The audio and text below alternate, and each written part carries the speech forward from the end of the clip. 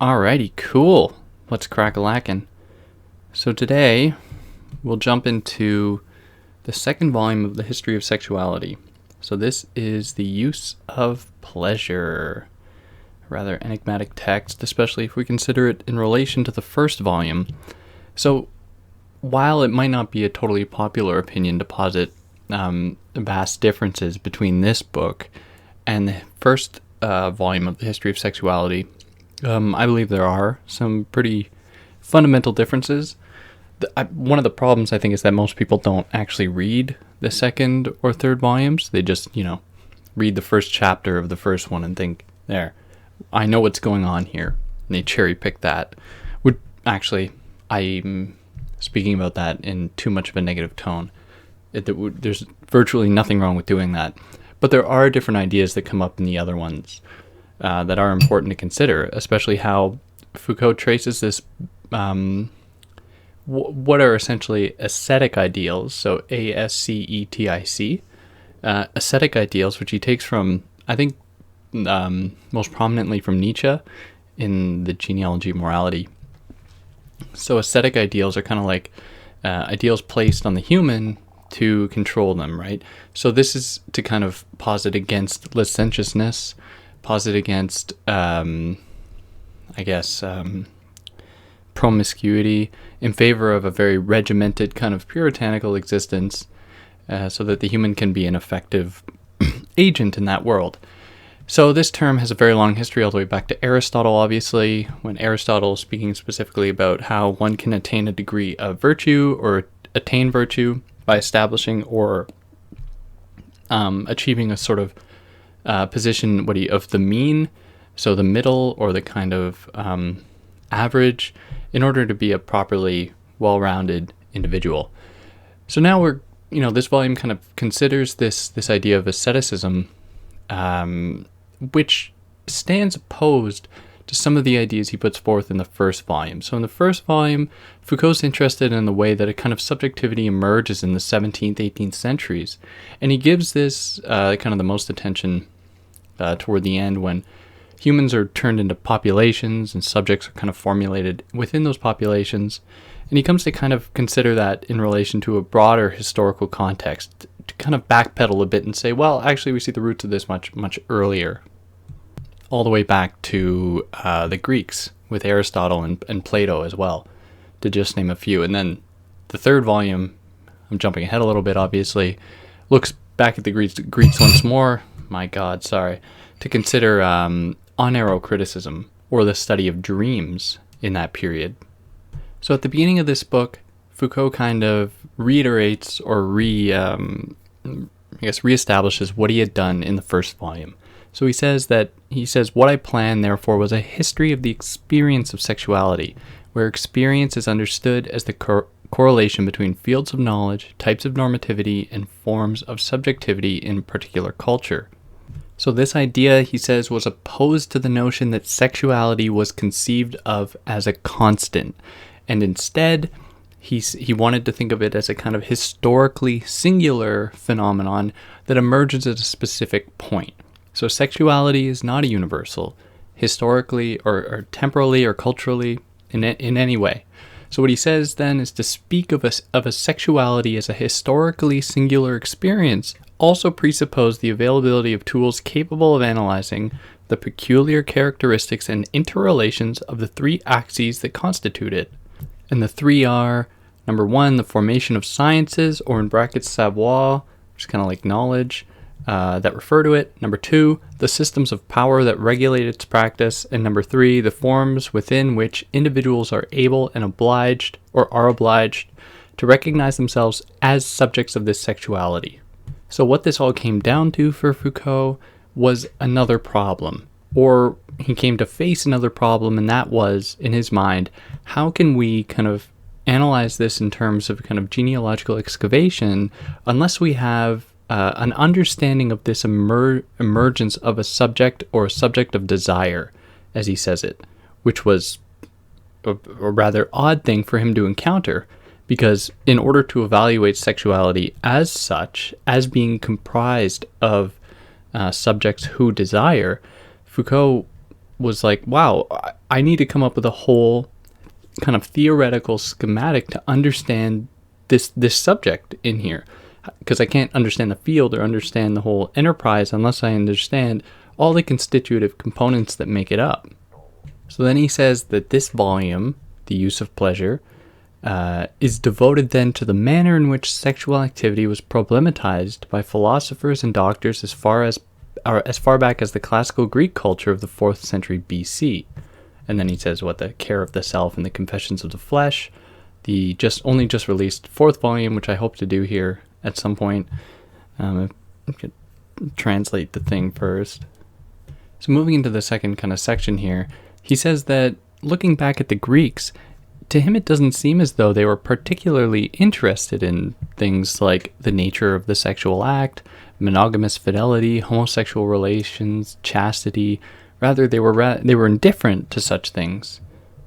Now, this kind of classical attitude of the Greeks is not really satisfactory for Foucault, because he says that we can just look at any text, and he takes for instance, what he calls the first great Christian text devoted to sexual practice and married life, chapter 10 of book 2 of the Pedagogue by Clement of Alexandria, which already notes, he says, a certain association of sexual activity with evil, along with the rule of procreative monogamy, a condemnation of relations between individuals of the same sex, and a glorification of self-restraint. So it doesn't seem as though, and he's kind of building up to this, that these institutions did not simply develop in the 18th or 19th centuries, which I think how many people who read either just the first volume or parts of the first volume would say that like homophobia was just something that emerged recently, while there perhaps wasn't a term for it.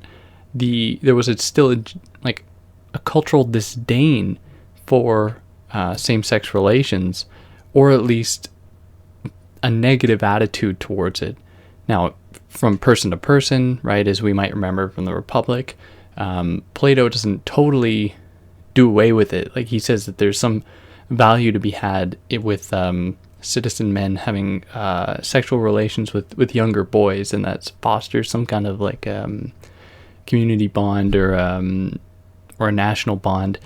But that, between thinkers, there were variations, and Foucault is interested in that, suggesting that it's not totally one or the other, but that we have to consider how these sorts of, laws or rules imposed on sexuality have a very long history all the way back to the Greeks.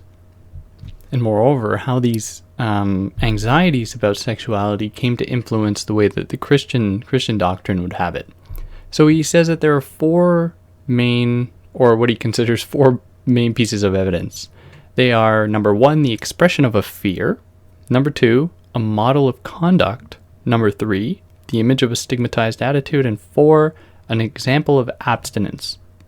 So as we might be able to glean from this before we move into each individual one, that they all kind of demonstrate, or at least have some clear affinity with contemporary kind of conservative discourse around sexuality. Certainly the expression of a fear, if sexuality is not something to be talked about. Number two, a model of conduct, if it is going to be conducted, like it has to, heterosexual relations in a bed, monogamous relations, however. Number three, the image of a stigmatized attitude, which, insert any marginalized sexual minority here, and there you have that. And then four, an example of abstinence, which I think in a sense we can consider a kind of Protestant puritanical being fitting into that category. How, and what's his name? Like YouTube people, like celebrities who say that, all we have to do is stop thinking about trying to get laid, and then our lives will be better. We'll be able to get stuff done. I don't know, just very odd ideas that have a very long, so I guess they aren't odd, but they have a very long history, and Foucault will come to show that all the way back to the Greeks. So now he expands upon number one, so a fear. So he begins this by presenting a quote, or actually I'll skip the quote and give his kind of paraphrasing of it. So he says that this disease, which is shameful in itself, or the disease of pleasure, I should kind of clarify, is dangerous in that it leads to stagnation, harmful to society in that it goes against the propagation of the species, and because it is in all respects the source of countless ills, it requires prompt treatment. Now this is Foucault, one has to trouble recognizing in this text the obsessive worry that medicine and pedagogy nurtured on the subject of pure sexual expenditure, that unproductive and partnerless activity from the 18th century onward. So then Foucault continues, these solicited fears seem to have been the naturalistic and scientific legacy in medical thought of the 19th century of a Christian tradition that consigned pleasure to the realm of death and evil, which is how I think we might kind of traditionally understand it. Think of the Christian doctrine as being opposed to pleasure, whereas Foucault says, in fact, this passage comes from the Greek Areteus. I don't know if I pronounced that right. Areteaeus, who was essentially trying to condemn this idea of pleasure as being something that people could engage in without repercussions. So, and another example Foucault provides is in the case of Soranus, who thought that sexual activity was in any case less favorable to health than virginity and plain abstinence. So what pleasure essentially came down to for the Greeks, and Foucault only presents it kind of quickly here, he says that for sure they would let you do it, but it comes at a price, and that price is the ultimate harm that you will do to yourself by giving yourself over to the kind of undetermined nature of pleasure, of sexuality. So Foucault says, just kind of concluding off number one here, that was a very ancient fear, right? This wasn't necessarily just a 17th, 18th century phenomenon. It has far-reaching roots all the way back to the Greeks. So now we go into number two, which was an ideal of conduct. So he begins this by saying that we know how St. Francis of Sales exhorted people to conjugal virtue. He held out a mirror to married couples, recommending the example of the elephant and the good morals it manifested with its mate, which has an indubitable affinity of what was going on with Aristotle at the time, or around the time when Aristotle, in his ideal city would, as Foucault writes, have sexual relations of a husband with another woman, or the wife with another man was considered dishonorable in any circumstances whatsoever. The sexual fidelity of a husband with respect to his legitimate wife was not required either by law or by custom. It was nevertheless a question that people raised, and a form of austerity on which some moralists set a high value. And it did have an impact. So although it wasn't mandated by the law or by authority, it still held a sort of cultural sway. And for that reason, I think that Foucault is prepared to say that it had like a stronger imperative to it, where, it's one thing to break from the law, because the law can often be biased and the law can often be detached from culture, but to break from the culture itself was to really mark your ostracism. Ostracization. Okay. All right, number three, a model of the image of a stigmatized attitude. So he talks about this in relation to homosexual relations in Greek times, when he brings up the example of Socrates in the first speech in the Phaedrus, when he voices, as Foucault writes, disapproval of the love that is given to soft boys, too delicate to be exposed to the sun as they are growing up, and all made up with rouge and decked out in ornaments. So of this, Foucault writes that it would be completely incorrect to interpret this as a condemnation of love for boys, or of what we generally refer to as homosexual relations.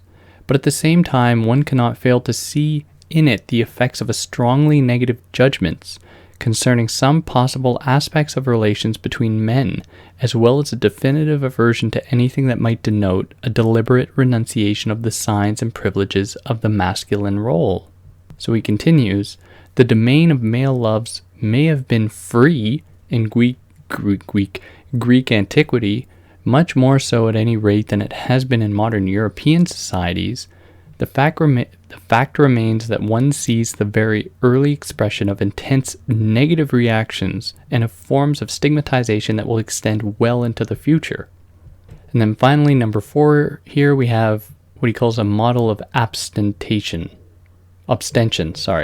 So he begins this section by giving us an image, kind of. He says, the virtuous hero who is able to turn aside from pleasure, as if from a temptation into which he knows not to fall, is a familiar figure in Christianity, as common as the idea that this renunciation can give access to a spiritual experience of truth and love that sexual activity excludes. But equally well known in pagan antiquity was this figure of those athletes of self-restraint who are sufficiently masters of themselves and their cravings to be able to renounce sexual pleasure. So these 4 things kind of point to what I won't call a genesis, because who's to say how early back they go, really, but presents a kind of foray into an historical interpretation of sexual austerity. So of this, Foucault says that while that is all well and good to consider the ways in which there were these interdictions placed on bodies, on pleasure, on anything like that, he's not so much interested in kind of tracing out each individual one and saying, okay, we have, in the case of like homophobia, we can trace it to this thinker, this point, and then we can draw, straight line down to today.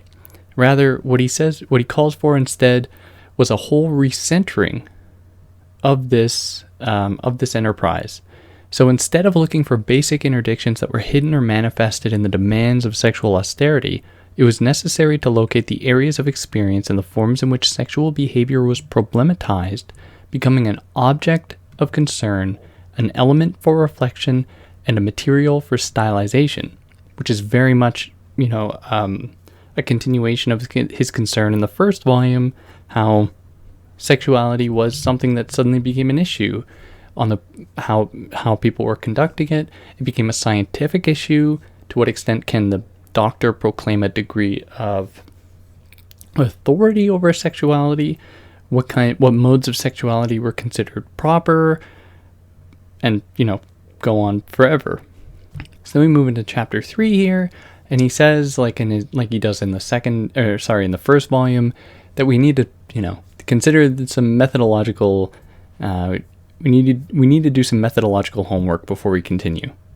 So when we consider this thing called the self, Foucault is considering it specifically in terms of morality, to which he says that right off the bat we're dealing with a very ambiguous term. So let's kind of lay it out here, what he means by morality, or the morality of the self. So he gives us a kind of straight up definition, saying that, firstly he says it's often just considered kind of set of values and rules of action that are recommended to individuals, whereas he says, okay, that's all well and good, but we can take this a little further.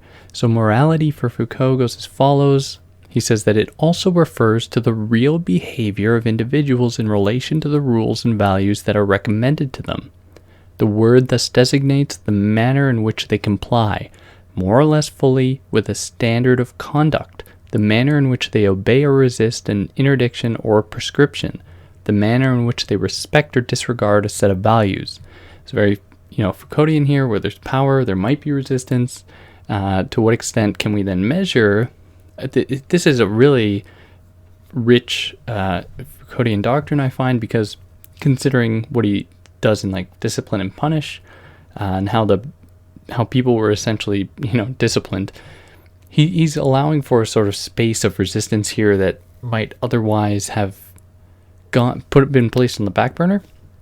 And he says that actually we can regard people to some extent as kind of subjects, as individuals, by either their willingness to comply or their willingness to refuse the system given to them. So he extends this idea, suggesting that we can almost perform a test, like a litmus test, about considering the degree to which people or groups vary from those prescriptive attitudes, right? And then through that, we can measure their kind of degree of morality, or what he calls the morality of behaviors. So he gives us an example. a code of sexual prescriptions enjoining the two marital partners to practice a strict and symmetrical conjugal fidelity, always with a view to procreation. There will be many ways, even within such a rigid frame, to practice that austerity, many ways to be faithful. So these differences, Foucault says, can bear on several points worth considering. He continues, they concern what might be called the determination of the ethical substance, that is, the way in which the individual has to constitute this or that part of him or herself as the prime material of his moral conduct. Thus, one can relate the crucial aspects of the practice of fidelity to the strict observance of interdictions and obligations in the very acts one accomplishes. So that is one mode. The second falls under the umbrella of what Foucault calls the forms of elaboration of ethical work that one performs on oneself, not only in order to bring one's conduct into compliance with a given rule, but to attempt to transform oneself into the ethical subject of one's behavior. So in either instance, what we get is an obsession or a working upon the self. So in short, for an action to be moral, it must not be reducible to an act or a series of acts conforming to a rule, a law, or a value. Of course, all moral action involves a relationship with the reality in which it is carried out and a relationship with the self. So he continues, a history of moral behaviors would study the extent to which actions of certain individuals or groups are consistent with the rules and values that are prescribed for them by various agencies. So in both cases, although certainly one is more geared towards the individual exerting themselves as such, they both in a sense point to this kind of formation of a degree of subjectivity. So in the one where the person's morality is measured by or the group's morality is measured by their ability to engage with the rules of conduct or value prescribed to them, which would be certainly in line with the discipline and punish kind of emergence of subjectivity, or with the one that allowed the individual to turn their own gaze back onto themselves, to be their own person, to be their own individual, their own subjectivity, a kind of history in sexuality, the history of sexuality kind of subjectivity, both point to some extent on this thing of the subject. So he says that here the emphasis is on the forms of relations with the self, on the methods and techniques by which he works them out, on the exercises by which he makes of himself an object to be known, and on the practices that enable him to transform his own mode of being. So he says that, of course, we can see this all the way back, once again, to the Greeks. So now it seems clear from a first approach, at least, that moral conceptions in Greek and Greco-Roman antiquity were much more oriented towards practices of the self and the question of ascesis, then towards codifications of conducts and the strict definition of what is permitted and what is forbidden. So this idea of the self was much more effective at maintaining a sort of ascetic ideal, so that the person would be more interested in being an active agent in society rather than off doing the stuff that they would find pleasure in, which was much more useful than laying out all these kind of potential doctrines. So as Foucault says, the accent was placed then on the relationship with the self that enabled a person to keep from being carried away by the appetites and pleasures, to maintain a mastery and superiority over them, to keep his senses in a state of tranquility, to remain free from interior bondage to the passions, and to achieve a mode of being that could be defined by the full enjoyment of oneself, or the perfect supremacy of oneself over oneself. So then kind of concluding off his introduction here, right, that was only the introduction, he says that he's going to regard this kind of emergence of subjectivity, or the importance of subjectivity in the maintenance of these kind of social codes to some extent, through four different avenues. He's going to look at the relation to one's body, the relation to one's wife, the relation to boys, and the relation to truth. So to begin the actual book, and he loves lists. Like, for anyone that's read him, he always, he's lists, and he's lists within lists. It's overwhelming and can be difficult to follow at times. But this list I've just laid out, of course, he will break down into another list, beginning with the topic of aphrodisia. So he's in exploring this thing called aphrodisia. He's going to look at four different kind of key terms. So the first one is krisis, which allows one to perceive the type of subjection that the practice of pleasures had to undergo in order to be morally valorized. Number 2, the notion of enkretia, of mastery, that defines the attitude that was required with respect to oneself in order to make oneself into an ethical subject. And lastly, the notion of moderation, of sophrosyne, I don't know if I pronounced that right, but it's what we have, that characterized the ethical subject in his fulfillment. So the aphrodisia, he gives us a definition of it, and we'd probably know as the contemporary word in English, at least, being aphrodisiac. So for Foucault, he defines it as acts, gestures, and contexts that produce a certain form of pleasure, which is pretty, exactly how we'd understand it today. So this really comes down to, in the Greeks, a sort of sexual pleasure, where, as Foucault recognizes in Aristotle's Nicomachean Ethics, Aristotle didn't look down upon other kinds of pleasures, like the pleasures people could derive from from the senses, like listening to nice music or looking at beautiful art or getting, massaged.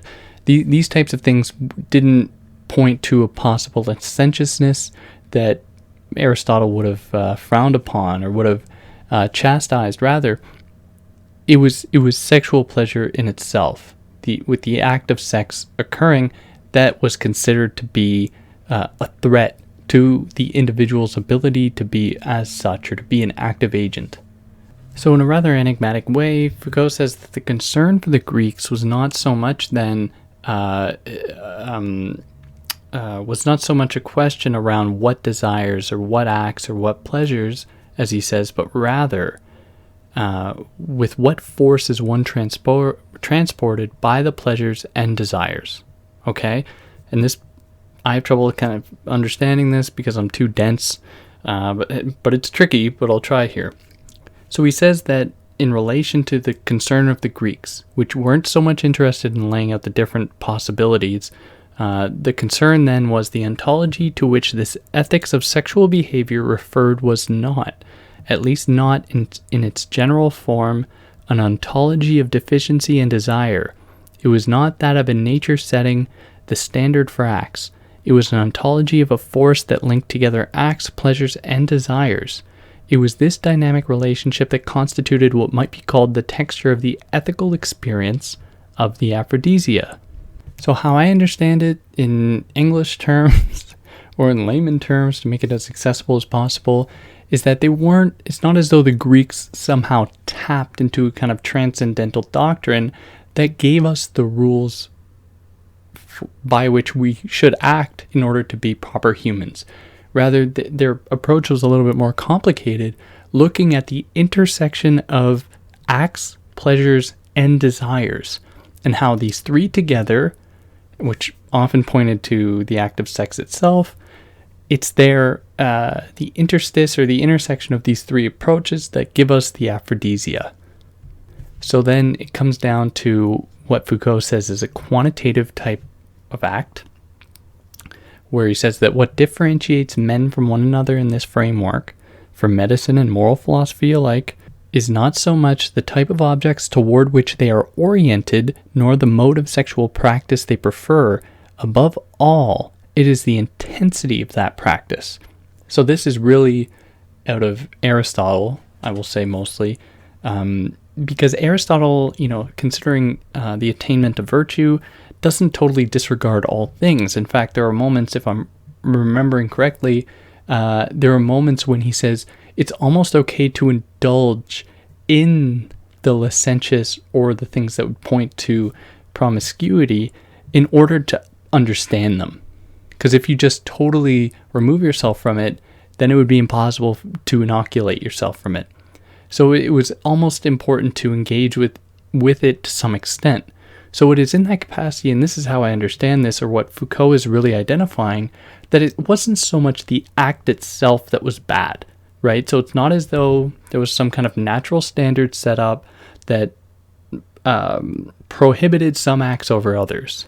Rather, the concern for at least Aristotle was how you controlled your engagement with that act. So there was nothing that was fully off limits, but it was about your ability, or, everything in moderation type approach. So the aphrodisia, beyond being something about that could be quantitative or how it was viewed upon in relation to the extent to which it was engaged with, also had embedded within it a kind of bifurcation between men and women, where man was designated the active role in the aphrodisiac moment, made up a word, and the female the passive role, right? So what he says is that from this viewpoint and in this ethics, it can be said that the dividing line fell mainly between men and women, for the simple reason that there was a strong differentiation between the world of men and that of women in many ancient societies.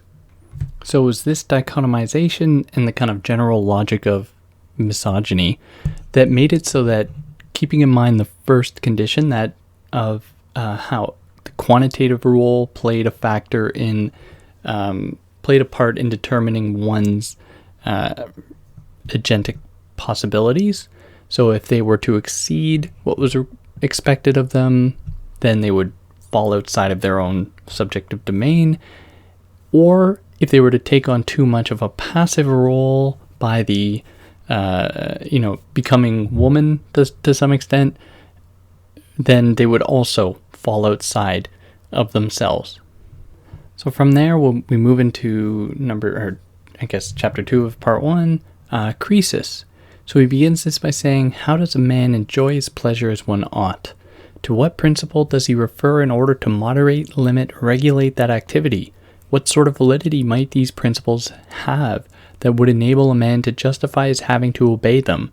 Or, in other words, what is the mode of subjection that is implied in the moral problematization of social conduct? So this all kind of comes down to what he calls the uses of pleasures, giving us the title of the volume here. So the aphrodisia then, like we'd said, wasn't a matter of determining what was either good or bad, but how, to what extent those good or bad things should be used, right? So how does the use of pleasure, how can it be used in such a way as to make it a kind of productive act for society at large? So there are 3 strategies employed. They are need, timeliness, and status. So the strategy of need, Foucault, and we have another list here, begins this kind of strategy, or begins this threshold as through Diogenes. Don't know if I pronounced that right. I suck with the Greek names.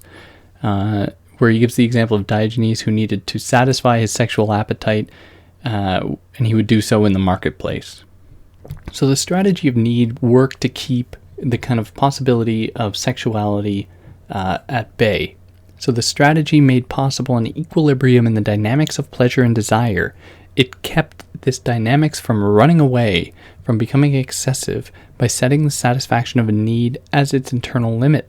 And it prevented this natural force from revolting, from usurping a place that was not its own, because it provided only for what was necessary to the body and was intended by nature and nothing more.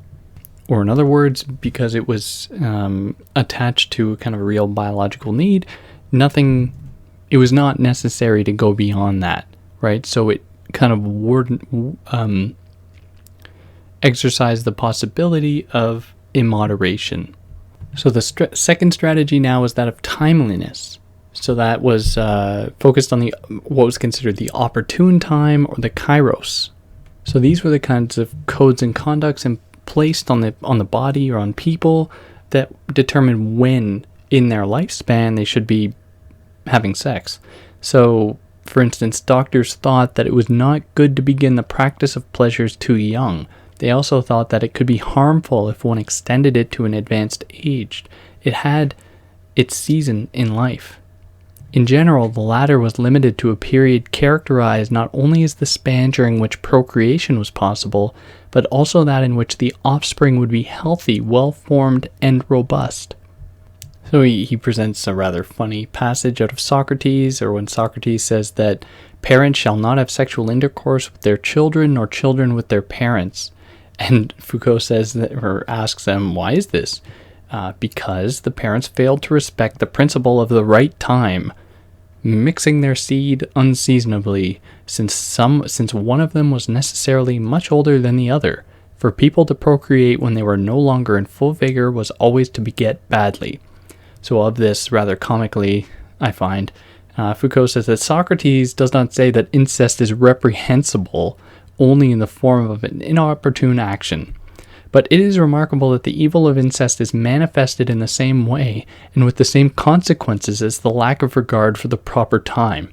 So what was of real concern to Socrates here was not that incest was a bad thing, but that it would point to people having sex at the inopportune time, or when they shouldn't be in their lifespan, either too young or too old, which is yeah, it's kind of funny. So now we're moving to the third one here, which is the strategy of status. So the art of making use of pleasures also had to be adapted to suit the user and his personal status. And again, he turns to Socrates for this, saying that Socrates, still according to Xenophon, asks the question, if he had to educate two youths, one of whom would go on to lead an ordinary life, and the other who would be destined to command, which of the two would he teach to control his passions, so that they would not hinder him from doing what he would have to do? Pretty clearly, he'd want to control the passions of the one destined for quote-unquote greatness or command or whatever, because that was considered to be a prerogative or kind of criterion to hit or to satisfy in order to be a properly agentic citizen in this world. So now, in the favor of time, we'll move into the third one, enkratia. So this is the kind of command that someone has over someone else, where enkratia is like power over other kind of power, but it is one turned upon oneself. So it's control over oneself. Or I guess the in part is that selfness, where kratia comes from the kratos, so power, like democracy comes from kratos, power, demo, people or the public or populations or whatever, having power. So in this case, as Foucault makes clear, enkratia is characterized more by an active form of self-mastery which enables one to resist or struggle and to achieve domination in the area of desires and pleasures. So enkratia is a sort of prerequisite for the attainment of what is called sophrosine, which Foucault says happens because enkratia is what is necessary for the control of oneself that is necessary before one can achieve a state of moderation or a state of virtue, which is why he doesn't put them together. He says that there's actually a process between enkratia and sophron, or sophronose. So in enkratia, in order for someone to properly engage with it, they have to see themselves as standing opposed to desires and pleasures, because those are the threat. Those present the possibility of losing this degree of moderation or sophron, where Foucault says that a man must take the position and role of the adversary with respect to desires and pleasures, either according to the model of the fighting soldier or the model of the wrestler in a match. So what this comes down to then is a constant battle with oneself, with one's desires or one's pleasures.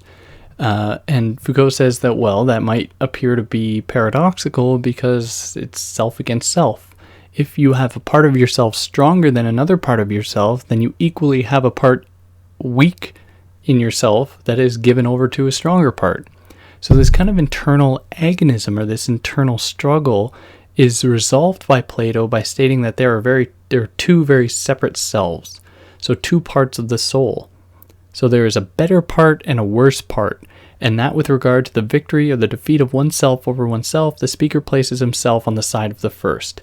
Quote, and Foucault quotes him here, "The expression self-control seems to want to indicate that in the soul of the man himself there is a better part and a worse part, Whenever what is by nature the better part is in control of the worse, that is expressed by saying that the man is self-controlled or master of himself, and this is a term of praise. When, on the other hand, the smaller is overpowered by the smaller and better part, because of poor upbringing or bad company, is overpowered by the larger and worse, this is made a reproach and called being defeated by oneself, and a man in that situation is called uncontrolled. So this agonistic or kind of self-agonistic attitude came down to the heavy moderation of that larger, weaker part. So it was defined by the setting up of a solid and stable state of rule of the self over the self. The intensity of the desires and pleasures did not disappear, but the moderate subject controlled it well enough so as never to give way to violence. So exercise played a fundamental role in this kind of maintenance of self over self, where the importance of exercise would not be neglected in the subsequent philosophical tradition. In fact, it was considerably amplified. New exercises were added, and procedures, objectives, and possible variants were defined. Their effectiveness was debated. Ascesis, in its different forms, training, meditation, tests of thinking, examination of conscience, control of representations, eventually became a subject matter for teaching and constituted one of the basic instruments used in the direction of souls. So as we've sort of been alluding to here, this process of a kind of self-control was important for these Greeks, for people to be agents within a city, within the city-state. So it's for that reason that it was something always to be strived for, because there was so much hinged upon one's status within the state. So it made use of the same exercises as those that molded the citizen. The master of himself and the master of others received the same training. It would not be long before this ascetics would begin to have an independent status, or at least a partial and relative autonomy. So before it actually did have that kind of relative autonomy, it did play a very important role for these Greeks in crafting or in molding citizens to be effective as such. So now we'll move into chapter 4 here, titled Freedom and Truth. So what role do these things play? So freedom in the Greek framework was established and preserved, the freedom that needed establishing and preserving was that of the citizens of a collectivity, but it was also for each of them a certain form of relationship of the individual with himself. So we can already see here that there is a kind of paradoxical notion of freedom, because as we've understood so far, the relationship that one had to oneself in constituting themselves as a citizen, as a subject, as an individual, was predicated on one's ability to limit themselves to some extent, to place barriers and control themselves. So that hardly seems like a kind of freedom to me. It seems like a form of control. So this is, getting into the kind of irony here and how we can necessarily sift through that. So Foucault tells us that this individual freedom should not, however, be understood as the independence of a free will. Its polar opposite was not a natural determinism, nor was it the will of an all-powerful agency. It was an enslavement, the enslavement of oneself by oneself. To be free in relation to pleasures was to be free of their authority. It was not to be their slave. So that to then be a slave to the pleasures was to be, in Socrates' words, the worst kind of slave. And if the proper citizen did not have this amount of control over themselves, then the entire civilization, the entire city or whatever, could degrade into the states of organization that Plato, for instance, looked down upon in the Republic, like tyranny or monarchy or democracy or stuff like that. So Foucault gives the example of the tyrant, for instance, who is incapable of mastering his own passions and was therefore always prone to abuse his power and to do violence to his subjects. And as and it's important to clarify, and Foucault takes us through a little detour here, that as we've been discussing virtue, as we've been discussing these ascetic ideals or moderation or the use of pleasure, it has always been in terms of a male-dominated system, right? So when we have been speaking about it, it's been in the terms of how men would engage with these acts. So for Foucault, women weren't given that same kind of privilege. While they did have the opportunity to engage in a degree of enkratia or sovereign, Foucault says that it was in a different capacity. So he says, as concerns the man, therefore, moderation and courage are a full and complete ruling virtue.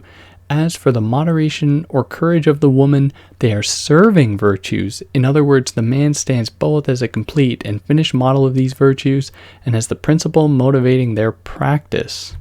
And that is because, as we stated earlier, the values associated with women or with femininity are the ones that should be avoided because they often lead to immoderation or licentiousness.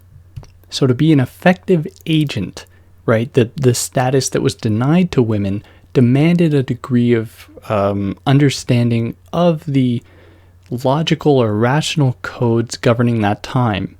Or as Foucault cites out of Aristotle, it can only occur it can only occur by what the rational principle directs, or the logos. So then we're given the real kind of Foucauldian Foucault here, where he says that one could not form oneself as an ethical subject in the use of pleasures without forming oneself at the same time as a subject of knowledge. So it demanded an understanding of the kind of logocentric logic that pervades to this day in many ways, and how only by tapping into its kind of secret or not so secret ideals could one actually engage properly with a degree of enkratia. So what it came down to then was how a notion of truth was established that people could then cling to or strive for through these ideals, because they were kind of sold to the public as a kind of package deal. It was only how people were able to gain knowledge of that system, exert a degree of authority. Of course, this was limited to citizen males, who could engage in a degree of authority to attain that status of truth, or to belong to that domain. And once that occurred, then this state could be achieved. So then Foucault makes clear that this did not open up a possible kind of hermeneutics of desire, or an analysis of what desire meant at that time, but rather it opened up what he calls an aesthetics of existence. So he continues, it took on the brilliance of a beauty that was revealed to those able to behold it or keep its memory present in mind. So those kind of citizens, as I just frame them. Now, what is particularly important in how he kind of closes off this chapter is by reiterating that this isn't necessarily an entire, or can't necessarily simply be measured by how one self engages with itself in order to affirm and amplify, intensify its being a self. Rather, what is of the most interest for Foucault is, why is it that notions of self-renunciation and purity, whose model was to be sought in virginity, perform this function of creating individuals, where it would seem at first glance to be kind of counterintuitive that such things would constitute the individual. So keeping in mind the acting of a self upon a self through whatever codes of conduct are put forth, like through the writings of Aristotle or Plato, keeping what interests Foucault and where he'll get into, or what he's getting into here, are the limits placed on the body, placed on what people can engage in order to be, real kind of individuals. And it's on that note that we'll move now into part 2. And I think that it'll be on that note that we'll close this one off here, moving into part 2, or dietetics. This one's going to take a while. My intent was to get through these 3 volumes that have been released, and then do the 4th one, because that would probably be pretty exciting.